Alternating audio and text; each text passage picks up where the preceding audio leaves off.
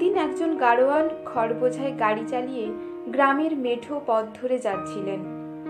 এই খড়বোঝায় গাড়িটিকে নিয়ে যাচ্ছিলেন বাজারে বিক্রির জন্য।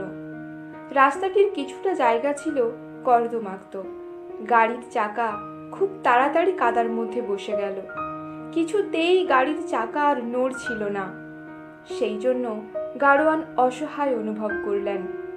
তারপর রাস্তায় বসে পড়ে হারকিউলিসকে প্রার্থনা করতে লাগলেন। বললেন, হে ভগবান, আমার গাড়ি আর চলছে না, দয়া করে আমাকে সাহায্য করুন। হারকিউলিস হলেন শক্তির দেবতা। একখণ্ড মেঘের মধ্য দিয়ে দেখা দিলেন তিনি।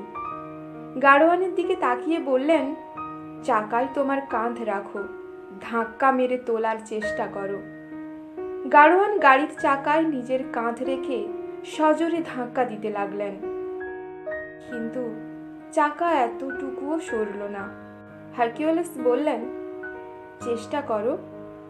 গাড়োয়ান বারবার চেষ্টা করলেন। একটা সময় পর গাড়ির চাকা কাদা থেকে উঠে এলো। হারকিউলিস বললেন, সর্বদা স্মরণে রাখবে, ভগবান তাকেই সাহায্য করেন যে নিজেকে সাহায্য করে।